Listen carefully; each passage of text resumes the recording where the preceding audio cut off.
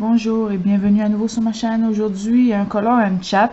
Euh, je vous avais dit pour les personnes qui étaient en live que je pensais vous faire un color and chat pour vous parler de mon expérience à l'Otakuton, vous parler un peu de la fin de l'été parce que aujourd'hui c'est mon dernier jour officiel de vacances. Je devrais reprendre le travail d'ici quelques jours, d'ici peu. Je pourrais tout de suite travailler demain ou bientôt. Ça dépend du planning des écoles. Donc, je pensais colorier en même temps en vous parlant dans le Zipsy Coloring Book par Zipsy, le Temperature of Love de Zipsy. Et continuer cette illustration-là que je fais en même temps pour le défi Octobre Rose par Ad Colo 71 où il faut colorier un coloriage avec une dominante de rose ou un monochrome de rose. Moi je parle avec un monochrome, je suis allée avec une dominante. Je trouvais que les pétales de cerisier partout autour de la fille faisaient le fait que même si le color n'est pas tout rose, ben, il y a beaucoup de rose impliqué. Rose, c'est une couleur que j'utilise beaucoup, mais en dominante comme ça, que ce soit l'objet qui soit rose, c'est pas très fréquent. Je l'utilise souvent pour mélanger les autres couleurs. Donc, je vais y aller comme ça va pouvoir aussi me stimuler à continuer cette illustration-là parce qu'avec tous les dessins, projets, mon autre illustration que je suis en train de finaliser, j'ai pas eu le courage ou la motivation ou l'installation pour revenir terminer ça et on s'entend des branches, c'est pas le plus excitant. Donc je vais commencer comme ça. Je vais avec des Prismacolor PC 941 mettre une base assez fine partout sur les branches. Je vais faire cette section-ci de branches et laisser faire celle d'en haut pour le moment. Donc celle qui traverse comme ça, je la ferai une autre fois. Si je suis motivée, je la ferai après. Sinon, ce sera une autre fois parce qu'honnêtement, ces temps-ci, j'ai plus envie d'aller sur ma tablette que colorier à la main, peut-être à cause de ces branchages. Je suis le modèle à côté, mais comme il n'y a pas de code couleur ou rien, je dois y aller avec ce que j'observe. Et comme ça fait plusieurs, peut-être une semaine que j'ai fait les autres, j'ai sorti les crayons, sauf que je sais pas si je vais avoir le même résultat. Donc le fait que j'ai l'image à côté va pouvoir m'aider à mieux faire ce que j'ai envie. Alors, Otakuton, on va commencer par le gros morceau, Otakuton 2022. Si vous savez pas ce qu'est l'Otakuton de Montréal, c'est une convention asiatique. Donc là où tous les geeks de fans d'anime, de manga, de jeux vidéo, de toutes sortes de choses, juste de la culture japonaise, parce qu'il y en a qui n'aiment pas forcément les mangas, mais adorent la culture japonaise, ce que je peux comprendre car elle est très, très spéciale, se regroupent. Cette année, il y a eu, je pense, 27 000 ou 29 000 participants, ce qui est énorme. Je pense que ça a battu les autres années. Les gens avaient vraiment hâte de revenir célébrer l'Otakuton tous ensemble. Il y a 3 moyens de participer. Il y a 3 journées de participation. Il y a le vendredi, il y a le samedi, il y a le dimanche. En prenant en considération que plus on achète ces billets tôt, moins c'est cher et que c'est beaucoup plus économique d'acheter les 3 journées que d'acheter une ou 2 journées individuelles. Donc pour ma part, moi j'ai participé les 3 journées. Depuis que je travaille dans des écoles, je peux me le permettre parce que avant j'avais toujours une journée où j'étais occupée, je travaillais. Mais depuis que je travaille dans les écoles, je peux y aller les 3 journées, youpi, parce qu'il n'y a pas d'école. L'été, il n'y a pas d'école le samedi et le dimanche ici au Québec. Alors, j'ai participé les 3 journées. Honnêtement, c'est la fin de semaine que j'attends le plus de toute l'année. C'est pour ça que je tenais aussi à en parler dans un color and chat. Je sais que ça fait plusieurs semaines parce que maintenant on est le 27 ou le 28, j'ai juste vérifié pour pas dire des bêtises. On est le 28 août Et l'Otakton d'habitude est la première fin de semaine, premier week-end du mois d'août. Puis, mais honnêtement, j'avais pas envie de faire des vidéos, j'avais pas envie, j'avais envie de profiter des derniers jours de vacances dans mon coin. J'ai pas fait grand-chose, certes, mais des petites choses. Et souvent, l'Otakton me donne le goût de me replonger dans mes autres passions, que ce soit les mangas, que ce soit les animés, que ce soit les jeux vidéo. Bon, ça me donne le goût de me replonger dans mes passions, de voir d'autres personnes passionnées. Alors, qu'ai-je fait? Si je me rappelle bien, des événements marquants, parce que je ne vais pas tout vous raconter, ce serait excessivement long. Comme remarque générale, j'ai trouvé que il y avait moins de choses cette année, peut-être à cause des conditions sanitaires qui font que c'est plus difficile de tout réorganiser. Je sais qu'ils ont eu un manque de staff. Il n'y avait pas autant de personnes pour s'occuper des installations, pour s'occuper des activités, pour s'occuper des choses. Il y a eu beaucoup de panélistes qui ne sont pas venus. Il y a des boutiques qui ne sont pas venues non plus. Si vous voulez avoir une autre petite expérience de l'Otakton, je l'ai mis dans mon vlog du mois d'août. Je pense que je vais sortir la vidéo du vlog du mois d'août après le Color and Chat. Parce que c'est plus facile pour moi d'attendre le mois d'août. Il n'y aura pas de vidéo de coloriage terminée. J'ai regardé ce que j'ai fait et à part 3 petits dessins et 2 coloriages, c'est pas assez. Donc je vais attendre la fin de septembre pour vous offrir cette vidéo de coloriage terminé. Ça, je vais pouvoir blablater plus en votre compagnie. Mais je vous offre quand même cette vidéo de Color and Chat. Alors, je pense que je vais faire pause, je vais nettoyer mes lunettes parce que je vois pas grand chose et je reviens. Donc, je vous reprends avec des lunettes un peu plus propres. J'ai cherché l'espèce de petite lingette à lunettes qui est bleue. Et je me suis dit, ben, coudonc, elle est où? Et elle était sur la petite table bleue. Donc, c'est sûr que je l'ai pas vue. Mais bon. Pour revenir à ce que je disais, c'est ça, il n'y avait pas assez... il y avait pas assez de staff. Parce qu'il y avait beaucoup d'activités. Bon, c'est flou maintenant. Il y avait beaucoup d'activités où il manquait de surveillance. Ce que je veux dire par là, c'est que... par exemple, il y a des plages de visionnement où les gens peuvent aller, des salles de visionnement, comme des mini-salles de cinéma où les gens peuvent aller regarder toutes sortes de trucs. Par exemple, lorsque vous êtes fatigué de marcher, vous pouvez aller regarder un petit truc le temps de vous reposer. Ou vous avez envie de regarder ça avec des amis. C'est l'occasion parfaite. Il y a beaucoup de films japonais, de trucs de découverte, des documentaires, des animés. Mais ce que je trouve, c'est que en soirée, souvent, il y a beaucoup moins de monde. Surtout les enfants ne vont pas rester jusqu'à minuit dépassé. Hein? Alors, c'est souvent des ados ou les adultes qui restent jusqu'à 2-3 heures du matin pour la journée du samedi à dimanche, parce qu'il y a des activités très tard le soir. Et souvent, il y a des plages de visionnement qui finissent à 2-3 heures du matin. Mais l'affaire, c'est qu'il n'y a pas de surveillance. Et beaucoup de ces animés-là, les documentaires un peu moins, les films un peu moins, mais les animés, il y en a beaucoup que ce ne c'est pas destiné à des enfants, public 18 ans et plus, violence, sexe, érotisme, etc. Et que d'habitude, dans les précédentes versions du festival, il y avait toujours quelqu'un pour superviser l'âge des participants. Bon, on ne va pas demander à un monsieur avec une barbe de prouver qu'il a 15 ans et plus ou il a 17 ans et plus, mais des fois, il y en a que ça porte à confusion, surtout des jeunes de 17 qui veulent se faire passer pour 18, des choses comme ça. Et c'était très strict en cette manière-là, que si par exemple quelqu'un voulait regarder un animé érotique, un dessin animé érotique, eh bien, il fallait superviser l'âge de la personne qui entre. Mais cette fois-ci, ils étaient tellement en manque de staff qu'il n'y avait personne. Personne pour superviser l'âge des participants. Et ça m'a un peu dérangé, parce que peut-être pas à 10 h du soir qu'on va trouver des jeunes de 10 ans là pour regarder des trucs érotiques. Mais il y avait beaucoup d'animés qui passaient durant l'après-midi et qui ne sont pas destinés à des enfants. Et pourtant, il n'y avait personne pour superviser.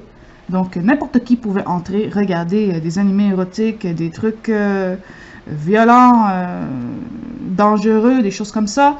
Et vous pouvez avoir des enfants qui regardaient par exemple Attack on Titan. Bon, ça c'est connu là comme phénomène, mais des enfants de 10 ans qui viennent pour regarder le film de Attack on Titan, ou des petites filles de 10-12 ans qui viennent regarder des animés érotiques style Junjo Romantica ou des choses comme ça qui passent au beau milieu de l'après-midi. Donc ça m'a un peu dérangé en tant qu'enseignante pédagogue, ça m'a un peu dérangé que ces animés-là soient hyper accessibles et que personne ne soit là pour superviser l'entrée. Mais je pense vraiment que c'est à cause du manque de staff de cette année-là en particulier, parce que d'habitude, ce n'est pas un problème. À part ça, comme je disais, j'ai trouvé qu'il y avait moins d'activités aussi. Il y avait des panels que j'attendais, ils ne sont pas venus. Il y avait des boutiques que j'attendais avec grande impatience, surtout des boutiques de trucs d'importation qui viennent à chaque année, et cette fois-ci, ils ne sont pas venus, peut-être parce qu'il y a une autre convention à Ottawa et dans les mêmes eaux, donc autour du même temps qui se préparait. Alors, ils ont préféré investir à celle d'Ottawa, en Ontario, qui est plus peuplée, disons, que celle de Montréal, qui est quand même une petite convention en termes de population de visiteurs. Mais bon, moi, je trouvais ça triste parce que j'attendais avec grande impatience de pouvoir aller fouiner dans ces boutiques d'importation, car il y avait un jeu en particulier que je cherchais. Pour les connaisseurs, qui s'appelle, c'est un jeu sur la Nintendo Switch qui s'appelle Nightshade, qui est un VN, donc un roman interactif que je cherchais, parce qu'il est sorti en anglais, mais en version digitale. Mais moi, je ne voulais pas l'acheter en digital, je voulais l'acheter version physique. Moi, je suis folle à ce point-là. Je vais avoir la version matérielle avec la boîte, le carton, tout ça. Et que si on veut avoir la version physique, il faut acheter la version japonaise. La version japonaise vient avec une version anglaise. Donc, je me suis dit, c'est cette version-là que je veux avoir de Nightshade. En me disant que si j'ai un bon moyen de l'avoir, sans avoir à payer par Amazon Japan, quelque chose comme ça, eh bien, ça va être à l'Otakuton dans les magasins d'importation. Et il n'y en avait pas de magasins d'importation. Il y avait d'autres boutiques d'autres jeux que je voulais chercher, que je savais qu'à l'Otak d'habitude on les trouverait, mais là on ne les a pas trouvés. C'était la série de jeux Trails of Cold Steel. Il y en a 4. Et moi j'ai les 2 premiers, mais j'ai pas le 3 et le 4. Et je sais que ça va me bloquer d'y jouer. Et moi je veux avoir la version physique. Peu importe la console, moi je voulais avoir une version physique de ces jeux. Et il n'y en avait pas. À savoir que ce sont des jeux qui commencent à être rares maintenant. Alors je me dis, il faut que je me dépêche si je veux les avoir. Ils ne sont plus sur Amazon Japan. Sur Amazon Japan, il y a juste les versions japonaises, donc je ne les achèterai pas là. Mais il n'y en a pas sur Amazon UK, il n'y en a pas sur Amazon... il y a juste des versions UK, mais il n'y a pas de version américaine. Puis c'est la version américaine que je veux. Ok, donc là j'ai fait ma petite base là-dessus. Je vais venir... foncer avec un petit peu de vert. Je vais prendre le vert ocre PC 1091, puis je vais faire une toute petite couche de vert juste pour pousser ça vers le vert. Oh, je sais quelle couleur j'ai oublié de prendre. Je vais aller la chercher tout de suite. Ça va être utile. Et où est-ce qu'il est? Je fouille, je vais faire fouille, j'ai trouvé. Voilà. Donc, ça m'a un peu déçu parce que d'habitude, il y a beaucoup plus de boutiques de jeux vidéo. J'ai parlé à une autre de mes amies qui était venue, qui adore les jeux vidéo. Elle disait que cette année, c'était très pauvre en termes de choix de boutiques de jeux vidéo. Il y avait toutes sortes d'autres choses. Il y avait des boutiques de costumes, de vêtements, des costumes de il y avait une boutique de perruques d'habitude qui vient chaque année, mais là, elle n'est pas venue, je ne l'ai pas vue. Il y a des boutiques de manga, il y en avait plein, je trouve qu'il y en avait un peu trop, des boutiques de manga. Il y avait des boutiques de figurines. Il n'y avait pas de Navito World. Navito World, c'est une boutique que j'aimais beaucoup, car elle propose les prix d'origine et non des prix avec inflation. Et d'habitude, à chaque année, elle vient et elle a toujours un superbe choix, surtout les Good Smile Company. Vous allez me dire, mais elle parle chinois, elle, mais Good Smile Company est une compagnie de figurines japonaises que j'aime bien et qui sont cotées dans le monde des figurines japonaises comme étant de très bonne qualité et pas excessivement chères. Bon, quand on dit pas excessivement cher, on s'entend, c'est cher quand même. À savoir, avec l'inflation, l'augmentation du coût de la vie et tout ça, une Figma coûte à la base 100$ et plus. Pour une petite Figma de base, et une Figma avec beaucoup d'accessoires, ben c'est 150, facile. Sans le prix de l'inflation, sans le prix de rareté. Si vous cherchez une Figma qui est rare, qui n'a pas été ressortie, ben vous allez payer beaucoup. Mais c'est une compagnie qui fait des beaux produits, des produits de très belle qualité. Et d'habitude, Navito World propose les prix japonais et non les prix internationaux. Et cette année, ils ne sont pas venus. Donc d'habitude, ils ont un gros stand très tape à l'œil, là. Et là, cette année, ils ne sont pas venus. Donc il y avait moins de choix. Mais il y avait moins de choix de ce genre de produits par rapport à des vêtements, des chandails, des t-shirts, des casquettes. Il y avait même une boutique de kimonos, des trucs avec des bento, là, des trucs de plastique pour mettre des Tupperware de contenants pour ranger la nourriture. Les Japonais sont très friands de ce genre de trucs. De breloques, toutes sortes de choses. Il n'y avait pas beaucoup de boutiques de stands qui vendaient des DVD non plus.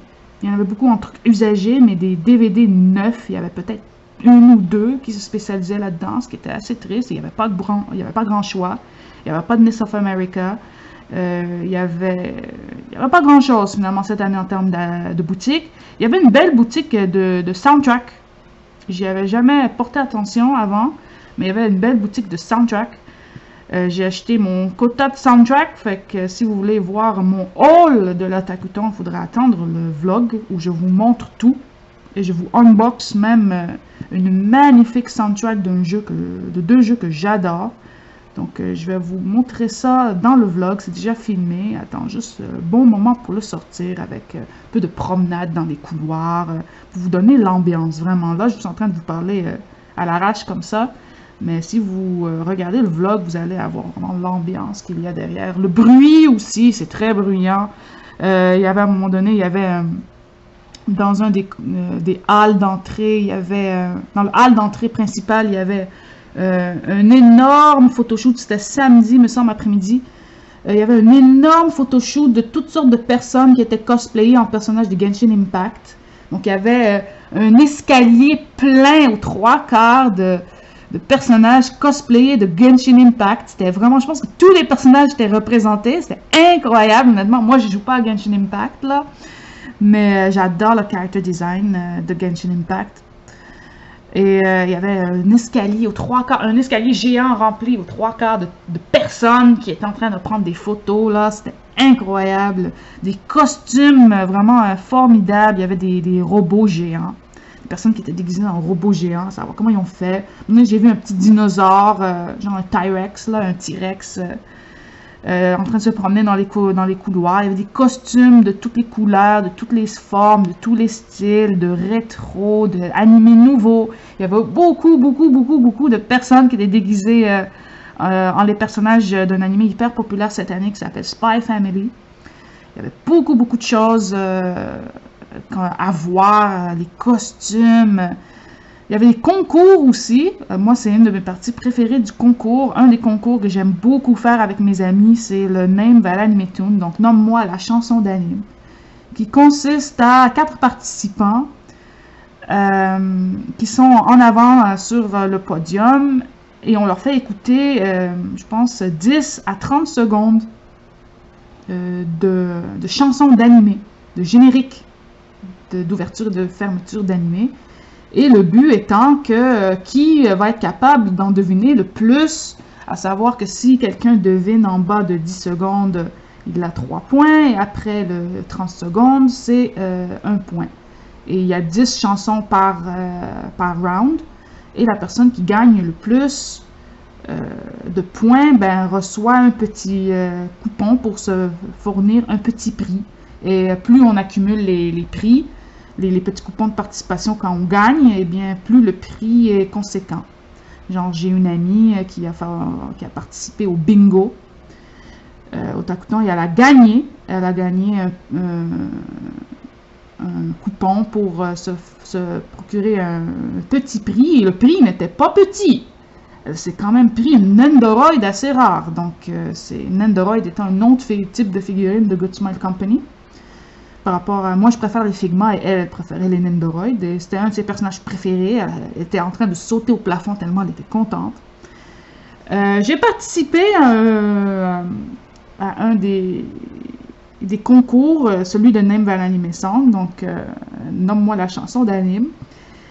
Mais je ne connaissais rien, je connais pas les nouveaux animés, j'ai pas eu le temps avec le travail, un peu l'intérêt non plus, ça m'intéresse plus trop, mais les vieux animés des années 2000, 2010, je les connais, je connais aussi beaucoup de vintage, toutes sortes de choses comme ça, alors ceux-là je les connais, mais les nouveaux, tu me donnes un animé qui est sorti en 2018, moi je ne le connais pas, je ne le connais pas. Et je trouvais que, en plus, la dame, je pense que c'était un samedi soir, la dame, elle disait, vous n'avez pas été chanceux parce que votre round a été assez difficile. Moi, j'ai deviné une chanson. Qu'est-ce que j'ai deviné? Il me semble j'ai deviné... c'était Tsubasa. Tsubasa Reservoir Chronicle par Clamp, si vous connaissez, les personnes qui aiment les animés. Eh bien, ils ont passé le premier générique qui est Blaze par Kinya. Et je m'étais dit, parce que ça faisait quand même 10 ans que j'avais pas écouté Tsubasa, Kinya. Et dans ma tête, j'étais comme, mais je connais cette chanson, je connais cette chanson, je connais cette chanson, je l'ai sur le bout de la langue, je connais cette chanson. Et je me suis dit, oh! Le chanteur à grande bouche, là, Kinya. Et je me suis dit, oh, c'est Kinya, c'est Tsubasa Reservoir Chronicle. Et j'ai levé la main et je l'ai eu. Donc j'ai eu 3 points. La personne à côté de moi a eu un autre, un des ennemis que je ne connaissais pas, a eu 3 points aussi. Ils ont fallu nous départager. Il a fallu nous départager parce qu'on était à égalité à la fin des 10 chansons. Alors, ils ont mis le générique de fin de Ao no Exorcist, donc Blue Exorcist. Et j'étais comme, je connais cette chanson, je connais cette chanson. Et l'affaire, c'est que la dame a laissé trop réfléchir l'autre personne. Et l'autre personne l'avait sur le bout de la langue, l'a pas eu. Elle lui a laissé trop réfléchir et la personne l'a eu. Et je suis comme, ben là, c'est pas juste là. Bon, c'est pas grave, je quand même... j'étais pas la meilleure de ma forme, parce que je ne connaissais absolument pas ces animés-là. Mais disons que j'aurais pu la voir, hein, si j'avais été un peu plus vite avec Ao no Exorcist. Mais Ao no Exorcist, c'est pas un animé que j'aime bien, là. Je connais la chanson parce que je l'aime bien. Le premier générique de fin, là, que je l'écoutais assez souvent. Mais à savoir que c'est pas un animé que j'aime beaucoup, Ao no Exorcist. Je pense que j'ai regardé juste la première saison, ou s'il y en a juste une là, mais j'ai regardé les premiers 24 épisodes, puis après ça, j'étais correct. Mais à part ça, on s'est aussi allé à plusieurs panels. Des panels, c'est des espèces de forums de discussion en personne, où il y a un genre de spécialiste du sujet qui vient pour parler. Il y en a que c'est plus documentaire et il y en a que c'est plus interactif ou c'est des trucs de découverte. Souvent, c'est pour découvrir des nouvelles choses. Donc, je suis allée à plusieurs de ceux-là. C'était la première fois où j'allais dans les panels du Nadeshikon. J'avais toujours raté l'occasion d'y aller, mais là, je peux aller. Le Nadeshikon étant un groupe de spécialistes de la culture japonaise d'une université montréalaise, soit, je pense que c'était celle de l'Université de Montréal. Qui vient à chaque année parler de la sous-culture japonaise. Donc, c'était super intéressant. Donc, je suis allée à plusieurs. Je suis allée au premier où je suis allée, c'était des animés méconnus des années 60 à 90. Donc, ça, c'était vraiment intéressant parce que ces animés-là, je les connais pas. Puis, eux, ils connaissent vraiment des pépites underground, des trucs que personne ne connaît. Je suis aussi allé à un panel où c'était super intéressant, c'était en 2 parties, donc il fallait aller aux 2 panels pour avoir l'explication complète, de savoir pourquoi les Japonais aiment autant les animés de Magical Girl. Les Magical Girl étant tout ce qui est Sailor Moon, Cardcaptor Sakura, Doremi, Candy, tous ces trucs-là.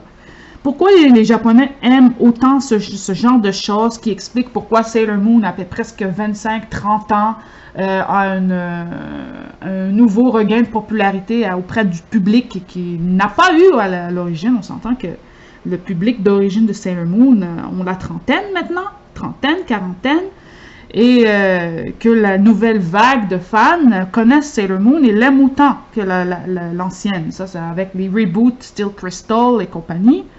Les nouveaux films, Crystal, Eternal et toute la panoplie. Pourquoi Cardcaptor Sakura aussi a eu un regain de popularité avec Clear Card, la nouvelle version.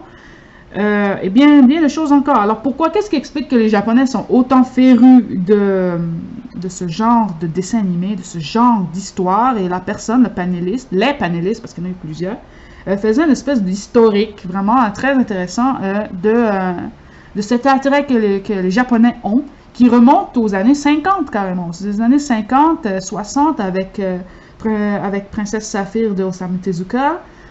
Et du fait qu'ils ont été très marqués par la popularité de séries américaines, style I Dream of Jeannie, je sais pas c'est quoi les noms en français, là.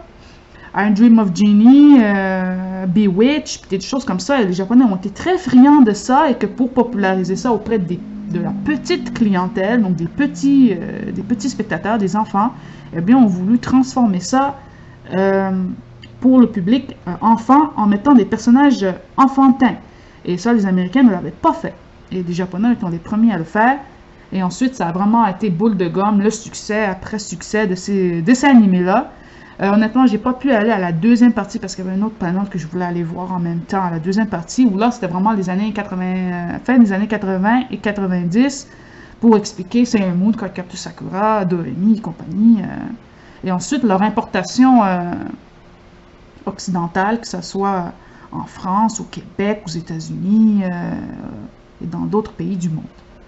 Donc ça, c'était vraiment intéressant. Un autre panel que j'ai adoré, j'aurais voulu vous enregistrer une partie, mais j'y ai pas pensé. Je me suis dit, oh merde, j'aurais dû le faire. C'était un autre panel du Nadeshikon qui était sur les animés des années 2010. Et c'était pas un panel pour expliquer c'était quoi les animés des studios des années 2010, mais c'était plutôt pour expliquer la crise culturelle qu'a eu le Japon dans les années fin des années 2010 jusqu'à 2015 environ. Après, ils se sont repris, mais que le Japon a eu une crise culturelle dans ces époques-là à cause de l'avènement du numérique, Netflix, les trucs plateformes digitales, style Amazon Prime et compagnie. Et comme cette culture du manga et de l'anime est très prisée sur le matériel, souvent, ils ont dû faire face à tout ça. Et aussi au fait que les nouveaux publics, les nouveaux spectateurs se désintéressent excessivement vite par rapport aux anciens des séries. Donc, ce qui fait que des séries de 50 épisodes aujourd'hui, ce n'est plus viable pour un producteur en studio japonais. Et c'est pour ça qu'il se coltine rarement à plus que 25 épisodes si la série n'est pas populaire, et que souvent ça reste dans le panel de 12. Donc, on est passé de 50 à 25 à 12. Pour essayer de capter l'intérêt de l'auditoire. Et si la série ne capte pas assez l'intérêt de l'auditoire, eh bien c'est coupé après 12 épisodes, ce qui est très triste. C'est pour ça qu'on a une résurgence de séries à 12 épisodes, alors que dans les années 2000, il n'y en avait pas de séries à 12 épisodes, c'était des séries de 25 à 50. C'est ce qui explique, par exemple, que Cardcaptor Sakura dans les années 90 a eu 70 ou 72 épisodes. Fullmetal Alchemist Brotherhood, c'était une exception, a eu 64, mais ça, elle savait que le projet était de faire honneur à toute la série. Code Geass, c'est 50 épisodes. Darker Than Black, c'est 25 plus 12 la deuxième saison. Soul Eater, c'est 50, ça c'est dans les années 2000. Et dans les années 2010 et plus, ben, on est à 12. Donc, c'est encore moins de temps pour impressionner le public, encore moins de temps pour le fidéliser. Et les séries les plus populaires continuent, et celles qui ne le sont pas, ben, sont tout de suite coupées. Ça provient du fait qu'il y a cette crise économique et culturelle au Japon. Il n'y a jamais eu autant de chômage, autant de ci, autant de ça. Il y a eu la peur des catastrophes naturelles, parce que je pense qu'en 2008 ou en 2011, je ne me rappelle plus l'année, il y a eu un gros séisme. Ça a fait mal à la culture, au tourisme. Ensuite, il y a eu, je pense que dans les 2020, corrigez-moi si je dis des bêtises, mais en 2020, il y a eu le terrible incendie des studios Kyoto Animation. Ça a fait mal aussi à la culture, à la subculture animée. Toutes sortes de choses comme ça qui sont arrivées, et que ça a dû forcer les producteurs à tout rechanger, Le streaming aussi, parce qu'avant, les séries, les gens se les achetaient, regardaient à la télé, et ensuite les achetaient. Maintenant, on peut les regarder en streaming excessivement facilement. Je me rappelle que, par exemple, moi, La Vie de la Vieille, là, en 2007-2008, quand je regardais Code Geass, ben, Code Geass, on le regardait en streaming illégal sur Internet, une semaine après ou 3-4 jours après que l'épisode soit sorti au Japon, le temps qu'une fan sub illégale puisse traduire l'épisode dans des sous-titres inégaux, parce que c'était pas exactement ce qui était dit. Donc, des fois, t'as à se demander qu'est-ce qu'il disait, parce que c'était pas bien, excessivement bien traduit. Le but étant de produire vite avec des personnes qui ne sont pas forcément spécialisées dans le terme du doublage ou du sous-titrage ou de la culture japonaise. Point. Ils sous-titrent à l'oreille sans connaître un peu le langage. Et c'est ça qu'on avait dans les années 2005, 2006, 2007, 2008, 2010, jusqu'à 2010. Puis ensuite, il y a eu des équipes professionnelles comme Funimation, Amazon Prime, toutes sortes de choses comme ça, qui ont commencé à les sortir beaucoup plus vite. Donc, dans l'heure, on avait l'épisode. Maintenant, on l'a instantanément par rapport au Japon. Ce qui est incroyable, parce que jamais on aurait pensé ça en 2005. On aurait attendu 4-5 jours notre épisode. Des sous-titres de qualité, on peut le downloader, on peut l'acheter immédiatement, on peut le télécharger immédiatement de façon légale, on peut le regarder sur Amazon Prime en super bonne qualité, ce qui n'était pas le cas avant. On n'a pas besoin de l'acheter digital, on n'a pas besoin d'attendre une sortie de DVD ou de Blu-ray. C'est vraiment incroyable le monde dans lequel on est. Netflix, je ne sais combien de séries, Amazon Prime aussi, Crunchyroll aussi, et ça, on n'avait pas ça avant. Donc, le panel en question explique tout ça, les changements que la culture, que cette sous-culture a dû faire pour arriver à survivre. Ça aussi, ça explique aussi l'intérêt des Japonais pour toutes sortes de nouvelles genres de nouveaux genres de types de séries, de récits, en particulier le isekai, c'est-à-dire là où il y a des personnes qui se ramassent dans un monde magique, que ça soit des mondes magiques ou des mondes magiques jeux vidéo style Sword Art Online ou des choses comme ça. Donc ça explique tout ça, puis il nous l'a expliqué d'un point de vue culturel et économique, et pas juste nous dire « Ah, tel anime était populaire, tel anime était populaire », et ensuite on a eu un super panorama de chaque année, et de voir la production qui a été faite, genre un petit clip de la production qui a été faite dans chacune des années, et on voit la différence de la qualité d'animation, mais aussi la différence du contenu offert. Maintenant, 2010 à 2013, je les connaissais, mais ensuite, je ne les connais pas, mais je ne les connais pas. Je me dis, mais qu'est-ce que c'est ça? Je ne connais pas, je ne connais pas. Je les connais de nom, mais je ne les ai jamais regardés. Donc voilà, Demon Slayer et compagnie, là, je connais de nom, mais je ne les ai jamais regardés. T'sais, moi, j'ai regardé saison 1 d'Attack on Titan, pas plus que ça. Il faudra que je remédie à ça, parce que j'ai bien envie de regarder jusqu'à la fin.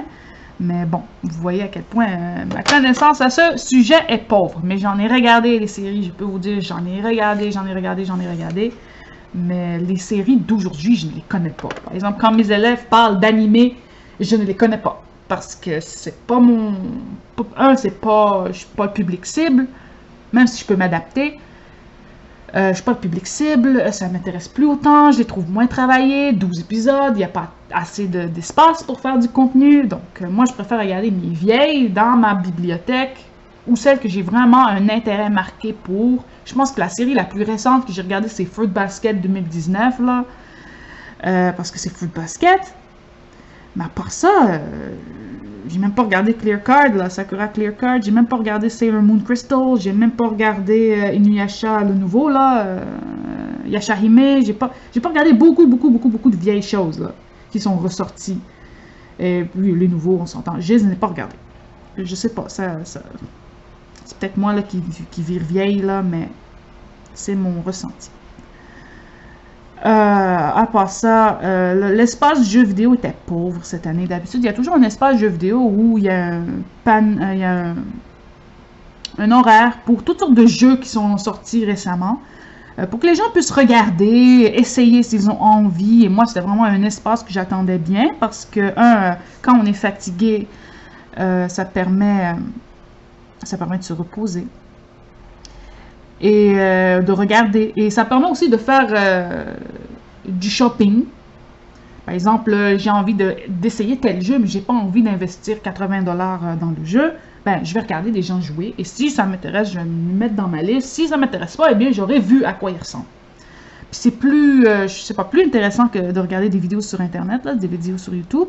Il y avait plein de jeux que j'aurais voulu voir des previews. J'aurais voulu voir Eurokill. J'aurais voulu voir le fameux Free Emblem, Free Hopes et Free Houses, parce que la dernière fois, on l'avait pas eu. J'aurais voulu voir Xenoblade Chronicles 3, j'aurais voulu voir les nouveaux VN qui sont sortis, Bishurana, Lovers Pretend, toutes ces choses comme ça. C'est toutes sortes de previews de ce genre-là. J'aurais vraiment été intéressée de les voir, mais on les a pas eu. Des fois, il y a des fois même des previews de jeux qui ne sont pas encore sortis. La dernière fois, on avait eu des jeux qui n'étaient pas encore sortis à l'époque. De la convention, mais là j'aurais voulu voir par exemple Demon Hackers 2, parce que Demon Hackers 2 vraiment il me tente vraiment beaucoup plus que Xenoblade Chronicles 3 honnêtement, mais on n'a pas eu ça. Ils se sont intéressés plus aux jeux style Smash Bros, des choses comme ça pour que les gens puissent s'amuser. Ils ont expressément dit aux gens d'apporter leur propre manette s'ils voulaient jouer pour essayer de limiter les contaminations. Donc ça c'était autre chose aussi. Il y avait des spectacles. Cette année, je suis pas allée à des spectacles parce que je connaissais pas les artistes. Puis moi, je préfère aller à des spectacles où je connaissais les artistes. Je sais que la dernière fois à l'OTAC de physique 2019, j'étais allée au spectacle de TM Revolution. J'ai adoré le spectacle de TM Revolution, mais cette année, il n'y avait pas de chanteurs que je connaissais, il n'y avait pas de musiciens que je connaissais. Bon, j'aurais pu faire de la découverte, mais c'est pas gratuit. Il faut payer le billet de spectacle. Et disons que j'avais assez acheté de choses. Alors, j'avais pas envie d'investir pour un billet de spectacle de trucs que je ne connais pas. Donc, voilà, vous allez me dire, mais tu n'aimes pas la découverte? Ben, regarde. Concernant les achats, qu'est-ce que j'ai acheté? Bon, je ne vous le montrerai pas dans cette vidéo. Mais attendez le vlog et vous aurez tout. J'ai acheté 2 petits cadeaux pour mon ami. Son anniversaire est demain. Donc, je lui souhaitais bonne fête parce qu'on ne pourra pas se voir avant quelques temps. Je lui ai acheté 2 beaux cadeaux. Je lui ai acheté une soundtrack d'un jeu qu'elle adore. Puis, je lui ai acheté des petites épinglettes là, une de ses séries de jeux préférés. Ça c'était pour elle. J'ai aussi acheté une soundtrack pour moi. Donc vous verrez ça dans le vlog. Je vous l'unbox parce que c'est vraiment un objet magnifique. Vraiment magnifique. Ils ont pensé à leur design là. C'est vraiment super beau. J'ai aussi acheté des animés. Donc tout ça vous le verrez dans le vlog. J'ai acheté un animé que j'adore. Que je pensais pas trouver si peu cher dans la section de trucs usagés. Tokyo Magnitude 8.0. J'ai acheté aussi un anime que je ne connais pas, mais apparemment est excellent, qui s'appelle Chihaya Furu, qui n'était vraiment pas cher. Donc j'ai acheté ça. J'ai acheté un jeu, mes amis me disent qu'il est très bon, qui s'appelle Judgment. Vous verrez ça aussi dans le vlog. Qu'est-ce que j'ai acheté d'autre? J'ai pas acheté de livres. Mais. J'ai acheté je ne sais combien de vêtements de poupées. Donc, si vous connaissez un peu ma chaîne, vous savez que j'adore les poupées, surtout les BJD. J'en ai, j'ai 4, on va pas oublier une. J'ai 4 magnifiques Smart Dolls que je chéris. C'est vraiment mes petits bébés, c'est mes muses. Ils m'inspirent tout le temps à dessiner. Là, ils m'ont inspiré pour dessiner encore. Et il y a tout le temps, à chaque année, il y a un panel de poupées. Et depuis que j'ai les miennes, je commence à participer. Il y a une fois, je suis allée, j'avais pas de poupées. Puis je suis comme, oh, elles sont trop jolies, j'en veux une, blablabla. Et là, maintenant, j'en ai 4. Avant, j'en avais 5, j'en ai vendu une. Bon, ça, c'est une longue histoire, mais je suis rendue à 4. Et je pouvais pas amener les 4. J'ai pas d'auto, c'est long à transporter, c'est fragile avec tous les accessoires. Bon, j'en ai amené 2. Donc, je les ai mis dans mon sac à dos. Pour le dimanche. Je ne les ai pas amenés les autres journées. J'ai peur qu'elles s'abîment. Donc, je les ai amenés avec des vêtements assez simples à transporter. Là. Je les ai habillés la veille, le soir, quand je suis revenue. Et pour qu'ils soient faciles à transporter. J'ai pas apporté les longues robes, j'ai juste apporté les vêtements simples, faciles à manipuler. Et je voulais vous faire des photos, sauf que j'étais tellement obnubilée par les autres personnes qui étaient là. On a parlé pendant, je pense, 3-4 heures de temps que le truc, il s'est terminé. C'était presque la fin du festival et j'avais oublié de prendre des photos. Ah boy, des fois là. Donc, j'ai pas de photos à vous montrer. Je peux parler à d'autres connaisseurs, puis vous savez, ces temps-ci, j'ai pas investi beaucoup d'argent, ni beaucoup de temps dans mes poupées. J'en ai toujours une de sortie, mais les 3 autres, je les fais une rotation. Mais là, après avoir participé au panel, c'était la petite rencontre de fans de poupées, eh bien, ça m'a tellement donné le goût là de de rejouer avec. Donc, je les ai ressortis, j'ai acheté des vêtements, donc il y a un petit truc de trucs usagés. Donc, j'ai acheté plein de vêtements usagés de poupées. Un beau manteau, une petite jupe, un petit polo, une petite chemise. Vraiment des beaux objets, des bottes, des souliers. J'ai acheté toutes sortes de petites choses. Ça m'a pas coûté, ou ça a coûté cher, mais pour le nombre d'accessoires que j'ai eu, je n'ai pas eu pour cher. Pas payé cher pour.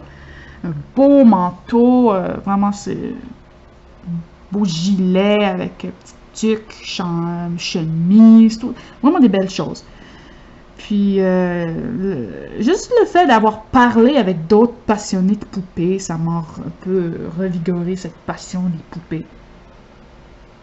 Puis, je suis vraiment contente pour ça, parce que ça faisait longtemps que j'avais pas eu autant de plaisir à parler poupées, à parler vêtements de poupées, compagnie de poupées, les petits soucis qu'on a, nous, les collectionneurs de poupées, les commentaires un peu désagréables qu'on peut avoir. Par exemple, t'as pas peur qu'elle se lève la nuit pour t'attaquer. J'ai déjà eu ce genre de commentaires. T'as pas peur la nuit qu'elle se lève pour t'attaquer. T'as pas peur qu'elle se lève et qu'elle te vole tes affaires. La mienne se lève déjà pour voler mes affaires. Les petits coquins, là, il est comme ça. T'as pas déjà... T'as quel âge pour jouer avec des poupées, des choses comme ça. Donc, c'est des commentaires très tristes, honnêtement, parce que ça me démontre fermeture d'esprit incroyable. Parce que quand j'en ai parlé à mes amis au début, quand j'ai voulu m'investir dans cette passion-là, il y en a beaucoup qui étaient comme « Mais pourquoi tu veux acheter ça? » Mais quand j'ai commencé à les avoir, à acheter les choses, à apprendre, parce que j'en ai fait beaucoup d'apprentissage avec quelle compagnie, quelle ci, quelle ça, quelle taille de vêtements. C'est pas... On n'apprend pas ça du jour au lendemain, c'est vraiment avec beaucoup d'expérimentation. Bien, parler de ça avec des connaisseurs, des personnes qui savent de quoi tu parles, c'était tellement plaisant, plutôt que des amis qui disent « Oui, oui, oui, oui, oui », puis ils ne connaissent pas grand-chose parce qu'ils n'en ont pas, donc ils ne peuvent pas comprendre à quel point c'est un hobby passionnant. Ça a vraiment été un des meilleurs moments pour moi du festival, de parler avec ces gens-là. On a pris nos contacts, on va se recontacter. Il y a quelqu'un qui venait de loin en plus. Ça a amené une super belle poupée que j'avais vue sur Internet. Puis voir la poupée sur Internet et voir la vraie poupée en vrai, là, c'est pas la même chose. Je suis comme, oh wow, elle est belle, tout ça. Puis je sais que c'est une poupée qui vaut excessivement cher.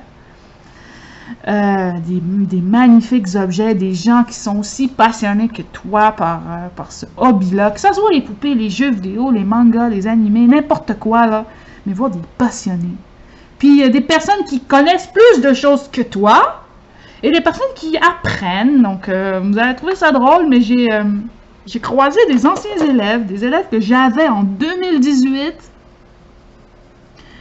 qui m'ont reconnu, madame, vous êtes venue, vous aimez ça, les animés, les mangas, blablabla. Puis là, tu sais, les petits fins finaux essayent de t'impressionner. Oh, blablabla, est-ce que vous connaissez ça? Elle dit, ben oui, je connais ça, puis oui, j'ai joué à ça, puis oui, c'est ça, puis tu sais, puis j'étais un peu la doyenne pour eux, puis c'est comme, oh, mais qu'est-ce que vous avez pensé de telle chose, et telle chose, et telle chose? Puis je trouvais ça tellement cute, là. Ah, ça a fait une de mes fins de semaine. Juste revoir des anciens élèves qui sont plus maintenant des ados, qui sont maintenant des jeunes adultes. Et c'était tellement plaisant. Puis on a pu rester une petite demi-heure, on a parlé. Qu'est-ce que t'as fait, blablabla, où est-ce que t'es rendu maintenant après avoir fini, bon, l'équivalent du lycée, qu'est-ce qu'ils font maintenant. Puis, non, non, c'est vraiment une fin de semaine de pur plaisir. Je regrette pas, c'était tellement agréable. C'était épuisant aussi parce que moi, il fallait que je revienne à la maison et je repars le lendemain très tôt et j'étais pas capable de dormir parce que j'étais trop excitée. Si je voulais dire un petit bémol, c'est la qualité de la programmation qui laissait un peu à désirer. Il y avait des belles activités, mais il y en avait moins que d'habitude. Il y en avait moins disséminées que d'habitude. Je sais qu'il y avait des périodes horaires où il n'y avait rien d'intéressant, mais vraiment rien. Je m'appelle vendredi matin, de 10 à 2 heures, donc environ de 10 heures du matin jusqu'à 14 heures de l'après-midi, il n'y avait rien d'intéressant. Il y avait des panels de trucs pas intéressants du tout. Ben, c'est pas mon dada. Par exemple, une fois, je trouvais il y avait un panel, je pense, vendredi matin, sur les visual novels. Je me suis dit, j'adore les visual novels. Ils vont parler de trucs que je connais pas, de visual novels que je ne connais pas, ou des choses comme ça. Alors, je suis allée. Donc, je me suis déplacée. Je suis allée jusqu'au panel de visual novels. Et non, ils ne parlaient pas de visual novels en tant que tel, ou de découverte, de titres, de trucs. Non, ils parlaient de comment faire fonctionner l'algorithme informatique derrière des choix de décision, blablabla, dans le programme informatique qui est fait pour construire un visual novel. Juste comme je m'explique, moi je suis pas informaticienne, je suis arrivée avec genre 10 minutes de retard, je suis arrivée là, puis j'avais l'impression que j'étais dans un cours de maths. J'étais comme, attends, je suis dans la bonne place, moi? Il parle-tu vraiment de visual novel ou il parle de maths? Puis il parlait vraiment de maths. Je suis pas mathématicienne pour une scène, pas informaticienne, pas mathématicienne, les sciences, non. Alors je dis, je m'en vais, je suis désolée, je ne comprends rien. Fait que je suis partie, je suis allée essayer de voir comment je peux combler mon temps. Donc je suis allée dans un autre panel, pas super intéressant. Donc je suis allée flâner. On est allé flâner, on est allé retourner à la boutique le stand, là où il y a toutes les boutiques.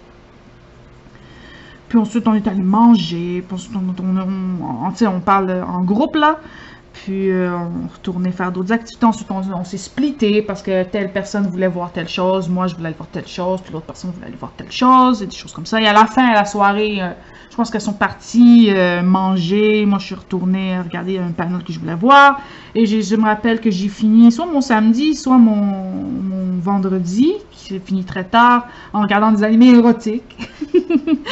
Il y avait un animé érotique que je voulais voir absolument, qui s'appelle, en japonais, il s'appelle Dairateka Otoko, et en anglais, il s'appelle I'm harassed by the sexiest man alive, et en français, pour les personnes qui ne parlent pas anglais, ben, ça veut dire je suis, disons, harassed. En plus, je m'étais réfléchi à savoir c'était quoi la traduction de harassed. C'est pas poursuivi. C'est je suis. Je vais faire une petite recherche Google là, en même temps, puis je vais vous dire ça tout de suite parce que je l'ai sur le bout de la langue en plus. Harassed.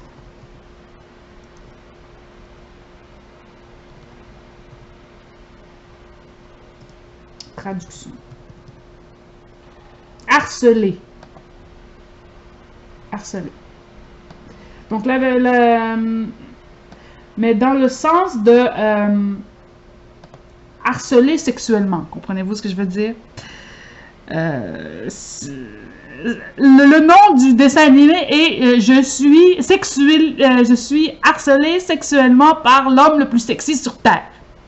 C'est ça que ça veut dire, Dairateka Otoko. I'm harassed by the sexiest man alive. Et honnêtement, on a tellement ri, mais c'est pauvre personnage principal. Vraiment là, moi si j'étais à sa place, j'appellerais l'armée. J'appellerais pas juste la police, j'appellerais l'armée. J'appellerais l'armée pour me débarrasser d'un type collant comme ça là. Le type, il se colle sur l'autre garçon. Ce sont des animés de BL, de Yaoi, donc c'est des animés disons, j'ai encore homosexuel, voilà, de couple, sur des couples homosexuels. Le pauvre garçon, il est harcelé par un type qui cherche tout le temps à coucher avec lui. Vraiment, mais il est tout le temps en train de dire, s'il te plaît, couche avec moi, s'il te plaît, couche avec moi. Puis il est en train de se forcer sur le pauvre garçon. Honnêtement, c'est... Je donnerais pas ça à regarder à n'importe qui. Mais vraiment pas. Puis même moi, des fois, j'étais comme... Oh, mais avec le titre, l'atmosphère qu'il y avait dans la salle, on s'entend, c'est pas un animé pour les enfants. Et il ne passait pas à 1 heure pour les enfants. Je pense qu'il passait à 10h30 du soir. Ah, mais je peux vous dire qu'on a ri. Mais on a vraiment ri. Donc, je pense que je vais arrêter ça là. J'ai fait un peu de progrès sur mes branches. Puis, je vais lisser ça avec le rose coquillage. Je vais mettre un peu de brun et de noir du aquarellable pour bien avoir l'effet que je veux. Je vais ajouter une couche de vert aussi, du vert céladon. Mais bon. Donc, c'est ce qui va conclure mon Color in Chat. Je pense que ça fait quand même 1 heure que je parle. 50 minutes, c'est beaucoup. Je sais que je blablate beaucoup. Mais qu'est-ce que vous voulez? C'est dans ma nature de blablater sans arrêt. Ah oui, j'ai acheté un autre jeu. Vous allez regarder le vlog quand il va sortir. Vous allez avoir tout ce que j'ai acheté. Puis... dites-moi ce que vous en avez pensé, si ça vous a intéressé, si ça vous a pas intéressé. Moi, le but, c'était de vous parler de mon expérience. C'est pas que vous connaissez tous les termes. Si ça vous intéresse, vous avez juste à me laisser des messages en commentaire et j'y répondrai. Moi, honnêtement, j'ai adoré ma fin de semaine, même si je trouve que c'était pas le meilleur festival autochtone que j'ai eu auquel j'ai eu l'occasion d'assister dans ma vie. Il y en a eu des mieux construits, avec plus d'invités. Mais bon, on peut pas tout avoir dans la vie non plus, surtout avec le contexte actuel sanitaire. Mais honnêtement, j'ai adoré mon expérience, puis c'est sûr que je reviens l'année prochaine, puis c'est sûr, c'est toujours un rendez-vous indispensable pour moi de l'été. Je sors pas de l'été, alors à part pour aller magasiner de temps en temps ou aller au parc, je sors pas trop. Je vais pas dans les parcs d'attractions, j'ai une condition cardiaque qui me fait que je peux pas aller dans les manèges. Mais voilà, je tenais à vous partager plus mon expérience et ma joie. Ça m'a vraiment requinqué de mes activités. J'ai ressorti mes poupées. Ça faisait longtemps que j'avais pas ressorti ma cocotte. J'ai joué un peu avec ma cocotte. Je les ai changés de vêtements. Tu sais, au prix qu'ils coûtent, les manipuler un petit peu là, pour pas qu'ils se sentent délaissés dans le placard. Ou jouer à des jeux. Donc j'ai terminé 2 jeux et là je suis en train d'en faire un autre. Puis là je commence à prendre de plus en plus plaisir à ce jeu-là. Regarder des trucs, pas juste des vidéos de coloriage, mais regarder des trucs. Donc j'ai repris Inuyasha. Donc je suis en train de réécouter le classique, pas la nouvelle version, le classique d'Inuyasha. Je suis en train de redessiner aussi, ça m'a donné le goût. Juste voir toutes sortes de personnes dans la section de vente de marchandises. Il y a une section où c'est des objets qu'on peut acheter et de l'autre section, c'est des artistes. Et juste voir la joie sur les visages des gens, les dessins que les gens mettent. Et honnêtement, je vais clôturer ce Color in Chat ici avec ça, mais ça m'a vraiment donné le goût de tenter ma chance moi aussi. Et peut-être que l'année prochaine, plutôt que de participer comme étant participant normal, je vais participer cette fois-ci comme artiste. Donc là, il va falloir que je prépare toute ma marchandise, mes stickers, mes prints, mes panels, mes choses ici. Je vais peut-être apporter quelques-uns de mes livres de colo, de Phantasmagoria. Puis si à l'année prochaine, à cette époque-là, le 2e serait sorti, le 2e aussi, pour montrer un peu, mais c'est pas des fans de coloriage, c'est des personnes qui aiment les dessins. Et aussi, j'ai une amie qui m'a dit qu'il y a une espèce de petit event, c'est vraiment pas aussi gros que l'OTAC, là, c'est tout petit, un petit event de collectionneurs de jeux vidéo où là, on va pouvoir vendre des jeux vidéo usagés. C'est vraiment une rencontre de fans de jeux vidéo. Et elle y participe depuis quelque temps. Et elle m'a invité, dit, tu devrais amener le stock que tu veux vendre, là, les jeux que tu veux vendre, mais aussi tenter ta chance pour une première fois. Puis là, ça va être en public restreint, donc il y aura beaucoup moins de participants, moins stressant, moins de choses à préparer. Et là, je vais pouvoir peut-être expérimenter pour la première fois de vendre du matériel, de vendre de la marchandise. Donc, elle m'a dit de préparer stickers, prints et tout ce que tu voudras de trucs de jeux vidéo parce que ça va être plus sur les jeux vidéo. Donc, je me suis dit, j'en ai pas tant que ça des affaires de jeux vidéo. Donc, ça va me faire une petite expérience à essayer avant le grand bain de l'année prochaine qui va être l'Otakuton. Il va falloir que je trouve quelqu'un avec une voiture pour m'y amener parce que c'est pas mon frère qui va m'y amener. Préparer toute la marchandise, ça va être long. Puis avec le travail que j'ai eu cette année, j'ai pas pu investir du temps là-dedans. Mais là, je vais peut-être mettre à l'avance, imprimer petite chose par petite chose. Par exemple, autocollant de tel truc. Donc, j'ai presque toute la série de Persona en autocollant. Il me manque un personnage, mais je pense pas que je vais le faire. Même chose pour quelques Fire Emblem, pour des prints de Xenoblade, des prints de ci, des prints de ça. Donc, de Kid Icarus, de Smash, de Zelda, toutes sortes de choses comme ça. Des animés, Banana Fish, Card Capture Sakura, Sailor Moon et compagnie. Bon, tout ce que j'aime. Donc, je vais pas m'investir du temps à dessiner des choses que j'ai pas envie de dessiner. Moi, je veux vraiment dessiner des choses que moi, j'ai envie de dessiner. Puis, on va voir ce que ça donnera. Donc, voilà. Donc, je vais vous laisser ici. Je vais terminer ça de mon côté. Je vais reprendre ma tablette parce que j'ai trop envie de continuer à dessiner sur ma tablette. Et dites-moi en commentaire ce que vous avez pensé, même si je le dis 150 fois. On dirait que j'ai l'impression que la vidéo finira jamais. Puis on se reverra. La prochaine vidéo, ça sera la vidéo. Je vous ai préparé 2 vidéos. Le vlog qui me reste à finaliser, donc il me reste à importer des morceaux et à faire le montage parce que je l'ai clôturé. Vous allez voir, il y a des petites choses particulières. Il y a un unboxing, il y a un haul, il y a une partie où je vous montre un peu le processus digital d'une finition de dessin avec un projet que j'ai eu qui est du mix média finalement. Donc vous avez du dessin digital avec de l'utilisation matérielle, vous allez voir. Il y a beaucoup de blabla. Je vous montre un peu l'Otakuton. J'ai filmé des segments, les boutiques, toutes sortes de choses. Donc je pense que ça va être un vlog d'un bon 2 heures. Je vous niaise même pas. Mais il y en a du stock là-dedans. Donc, haul coloriage et haul Otakuton aussi. Et vous allez voir. J'espère que vous allez être en grand nombre pour regarder cette vidéo. Je vous ai préparé aussi une vidéo où je vous montre l'entièreté de ma TAC. Donc, la table à colorier. Je vous expliquerai tout ça en temps et lieu, en temps et heure. Et je suis en train aussi de terminer un dessin digital et je suis en train d'enregistrer tout le processus. Comme ça, je vais pouvoir vous faire une voix off et vous expliquer de A à Z comment se fait une illustration en mode digital de A à Z. C'est mon projet annuel. Je vous expliquerai tout ça dans cette vidéo en temps et lieu. Donc voilà, 1 heure de blabla. J'espère que ça n'a pas été long, que vous avez bien colorié et on se revoit dans une de ces fameuses prochaines vidéos. Bye bye!